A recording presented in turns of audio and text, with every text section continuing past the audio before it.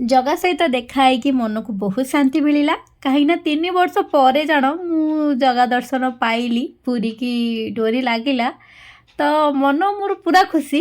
ତ ମୁଁ ସବୁବେଳେ ଭାବେ କି ଜଗାକୁ ଦେଖିଲେ ବହୁତ କିଛି ମାଗିବି, କିନ୍ତୁ ଠିକ୍ ଟାଇମ୍‌ରେ ମୋ ମାଇଣ୍ଡ ପୁରା ବ୍ଲାଙ୍କ ହେଇଯାଏ। ମୁଁ ଜାଣି ବି ପାରେନି ତାକୁ କ'ଣ ମାଗିବି।